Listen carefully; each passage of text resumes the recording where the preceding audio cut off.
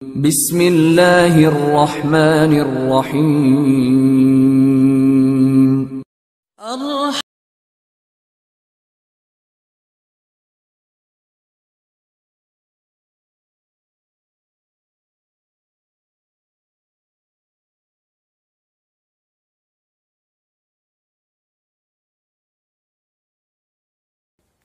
السلام علیکم ورحمۃ اللہ وبرکاتہ۔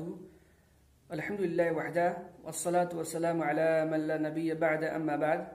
محترم و مکرم ناظرین کرام، آج کی اس نشست میں جس موضوع کو لے کر میں حاضر ہوا ہوں وہ ہے ماہ رمضان کی چند بدعات۔ محترم سامعین، ہم سب اس بات کو بخوبی جانتے ہیں کہ دین کے اندر، شریعت کے اندر بدعات ایک نہایت ہی قبیح ترین عمل ہے، اور اس کی قباحت و خطرناکی کا اندازہ ہم اور آپ اس بات سے بخوبی لگا سکتے ہیں کہ بدعات کے ہوتے ہوئے اللہ سبحانہ وتعالیٰ کے یہاں ہمارا کوئی بھی عمل مقبول نہیں ہو سکتا ہے۔ اللہ سبحانہ وتعالیٰ کے یہاں ہماری کوئی بھی عبادت قبول نہیں ہو سکتی ہے۔ یہی وجہ ہے پیارے نبی جناب محمد رسول اللہ صلی اللہ علیہ وسلم نے بدعات کی خطرناکی سے اپنی امت کو آگاہ کر دیا ہے۔ آپ علیہ السلام نے فرمایا، من احدث فی امرنا ھذا ما لیس منہ فہو رد۔ صحیح بخاری حدیث نمبر 2697 اور صحیح مسلم حدیث نمبر 1718۔ آپ نے فرمایا کہ جس نے کوئی ایسا عمل انجام دیا جس کا ہم نے انہیں حکم نہیں دیا تھا تو وہ عمل مردود ہے۔ پتہ چلا کہ دین کے نام پر، اسلام کے نام پر کسی ایسے عمل کو انجام دینا جو عمل کتاب و سنت سے ثابت نہ ہو تو وہ عمل مردود ہے، اور اس عمل کے انجام دینے والے شخص کو بدعتی کہا جاتا ہے۔ محترم سامعین، آج ہم دیکھتے ہیں کہ ہمارے سماج و معاشرے کے اندر دین کے بہت سارے امور میں بہت ساری بدعتیں رائج ہیں، اور افسوس کا مقام ہے کہ رمضان جیسے مبارک مہینے کے اندر بھی بہت ساری بدعتیں رائج ہو چکی ہیں۔ آئیے دیکھتے ہیں کہ وہ سب بدعتیں کیا ہیں۔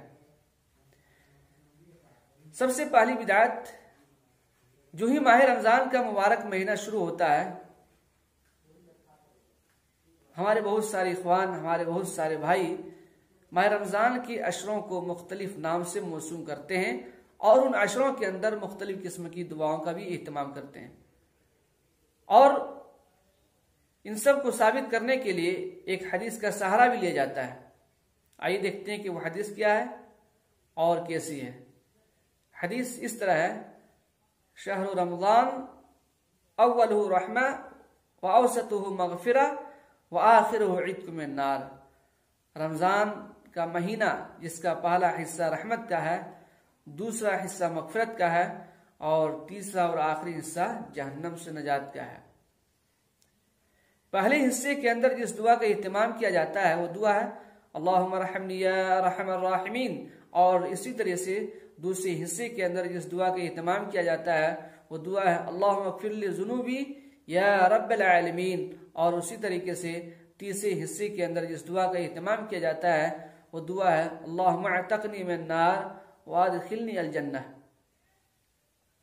علامہ البانی رحمۃ اللہ علیہ فرماتے ہیں کہ یہ حدیث نہایت ضعیف ہے، اور انہوں نے سلسلۃ الاحادیث الضعیفہ حدیث نمبر 871 کے تحت اس کو نقل کیا ہے، اور ساتھ ہی ساتھ ضعیف الجامع کے اندر اس کی ضعف کی طرف اشارہ کر دیا ہے۔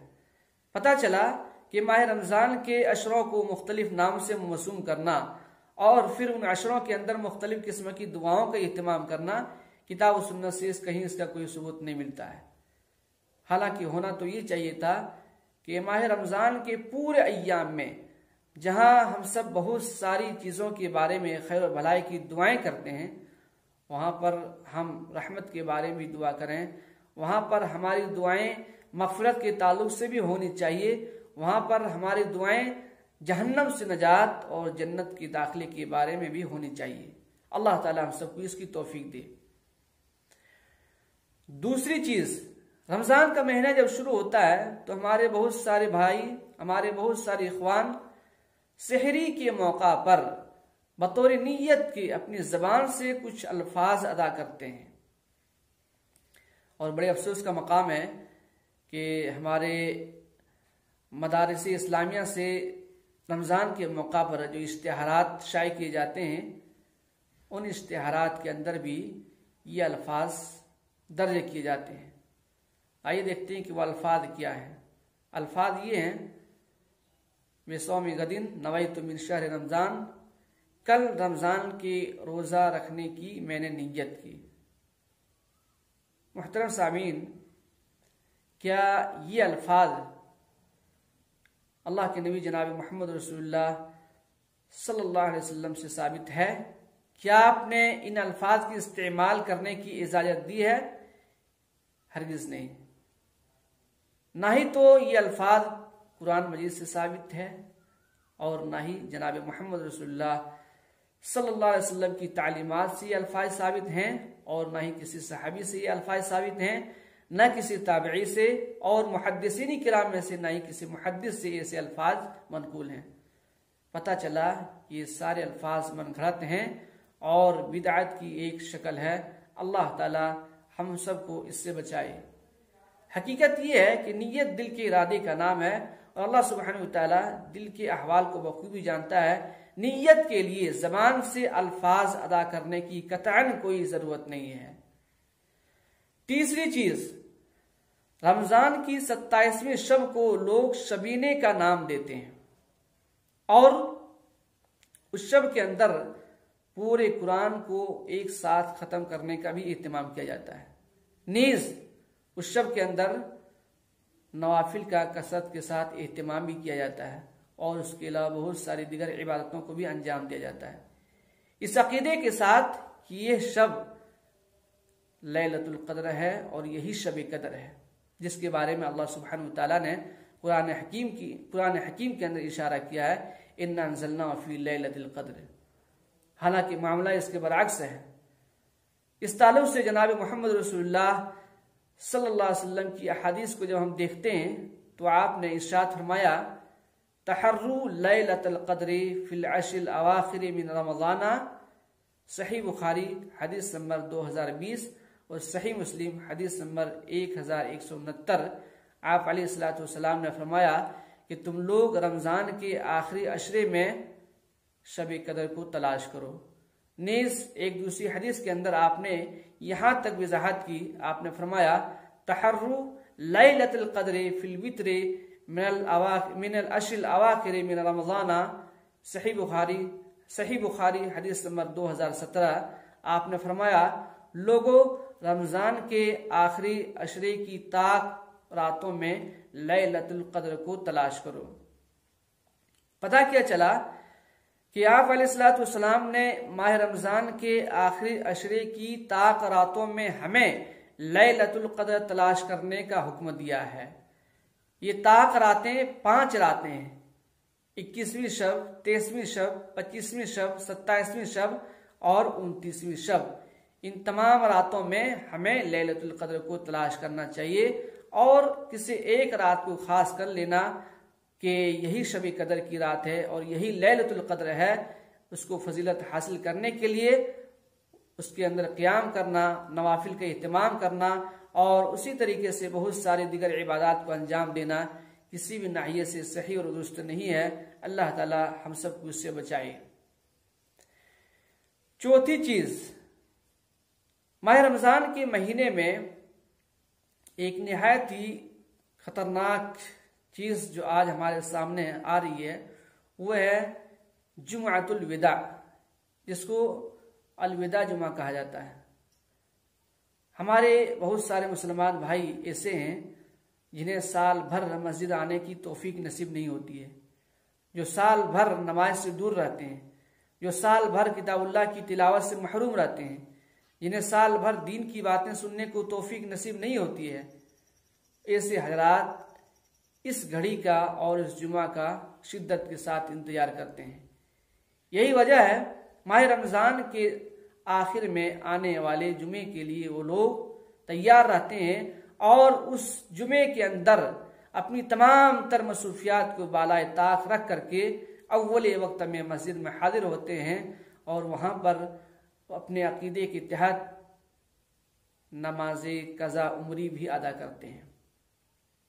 ان لوگوں کا یہ خیال ہوتا ہے کہ سال بھر جو نمازیں ہم سے فوت ہو گئی ہیں یا جن نمازوں کو ہم نے ترک کر دیا ہے، آج ان نمازوں کی بھرپائی ہو جائے گی۔ استغفراللہ۔ میرے بھائیوں، یہ چیز کہاں تک صحیح ہے؟ کیا دین اسی چیز کا نام ہے؟ کیا ہمارے نبی جناب محمد رسول اللہ صلی اللہ علیہ وسلم نے ایسا کرنے کو حکم دیا ہے؟ ہرگز نہیں ہے۔ ایک آدمی جسے اللہ سبحانہ وتعالیٰ نے زندگی دی ہے، اللہ سبحانہ وتعالیٰ نے اسے صحت دی ہے، اور سال بھر وہ اپنی دکان کو چمکانے کے لیے، اپنے مقام کو چمکانے کے لیے، اپنی تجارت کو آگے بڑھانے کے لیے، کاروبار کو آگے بڑھانے کے لیے نماز جیسی عظیم عبادت کو، اہم عبادت کو ترک کر دے، مسجدوں سے اپنے رخ کو موڑ لے، اور پھر سال میں ایک مرتبہ نماز پڑھ کر کے اس کی بھرپائی کرنا چاہے، تو پھر یہ کہاں تک صحیح اور درست ہے؟ میرے بھائیوں، یہ کسی بھی حال میں صحیح اور درست نہیں ہے، لہذا ہمیں اس سے بچنا چاہیے۔ سب سے پہلی بات تو یہ ہے کہ یہ جمعۃ الوداع کا لفظ ہی صحیح نہیں ہے۔ اگر اس کے معنی کو دیکھیں تو الوداع کا معنی ہوتا ہے آخری، یعنی اب اس کے بعد کوئی جمعہ آنے والا نہیں ہے، آئندہ سال رمضان کا مہینہ نہیں آئے گا، اس سے پہلے گویا کہ قیامت قائم ہو جائے گی۔ ایسا نہیں ہو سکتا ہے، لہذا یہ چیز صحیح نہیں ہے۔ اسی طریقے سے ماہ رمضان کے اندر پائی جانے والی بدعات میں سے ایک بدعت شبینہ تراویح ہے۔ شبینہ تراویح یہ ہے کہ اس کے لیے خاص طور پر حافظ قرآن کو بلایا جاتا ہے، اور بڑے اہتمام کے ساتھ پوسٹر وغیرہ بھی تقسیم کی جاتے ہیں، تاکہ سارے لوگوں کو اس بات کی خبر ہو اور سارے لوگ جمع ہو جائیں۔ یہ شبینہ 1 رات کی بھی ہوتی ہے، 3 رات کی بھی ہوتی ہے، 5 رات کی بھی ہوا کرتی ہے، اور ساتھ ہی ساتھ 7 راتوں کی بھی ہوا کرتی ہے۔ بڑے افسوس کا مقام ہے کہ حافظ قرآن ایک ہوتے ہیں، اس کے پیچھے پڑھنے والے بہت سارے مصلیان ہوتے ہیں۔ مصلیان حضرات کو کسی بھی چیز کے بارے میں کوئی خبر نہیں کہ قرآن کیسے پڑھنا چاہیے، قرآن کیسے پڑھا جاتا ہے۔ وہ صرف قرآن حکیم کی تلاوت سننے کی شوق میں حاضر ہوتے ہیں، اور یہ حافظ قرآن کو اس انداز میں پڑھتے ہیں، کسی حرف کا کوئی پتہ نہیں چلتا ہے، یعلمون اور تعلمون کے سوا کہیں کوئی پتہ نہیں چلتا ہے۔ اللہ ہم سب کو اس سے بچائے۔ محترم بھائیوں، کیا پیارے نبی جناب محمد رسول اللہ صلی اللہ علیہ وسلم نے شبینہ تراویح کا اہتمام کیا ہے؟ کیا آپ نے صحابہ کرام کو اس کا حکم دیا ہے؟ ہرگز نہیں دیا ہے، بلکہ آپ نے اس سے منع کیا ہے۔ اسی طریقے سے ماہ رمضان کی بدعات میں سے ایک اہم بدعت سحری کے لیے ڈھول باجے اور سائرن بجانا۔ آج کل یہ چیز عام ہوتی جا رہی ہے۔ بہت ساری جگہوں کے اندر دیکھا گیا ہے کہ لوگ سحری کے وقت جگانے کے لیے ڈھول بجاتے ہیں۔ اسی طرح سے قوالی کا بھی اہتمام کیا جاتا ہے، کچھ جگہوں کے اندر سائرن بجایا جاتا ہے، اور ساتھ ہی ساتھ کہیں کہیں مسجد کے اندر ایک شخص کو مقرر کیا جاتا ہے، وہ ہر 5 منٹ اور 10 منٹ کے اندر اعلان کرتے ہیں کہ سحری ختم ہونے میں ابھی 5 منٹ باقی ہے، سحری ختم ہونے میں 10 منٹ باقی ہے، اتنا منٹ باقی ہے۔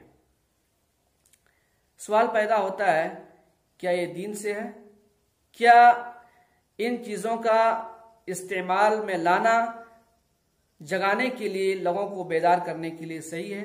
قطعاً صحیح نہیں ہے، بلکہ یہ بھی بدعت کی ایک شکل ہے، ہمیں اس سے بچنا چاہیے۔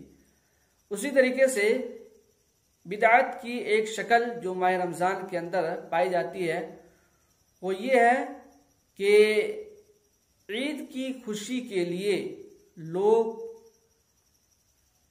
کارڈ تقسیم کرتے ہیں، اور پھر دیگر بہت سارے رسوم کو انجام دیا جاتا ہے۔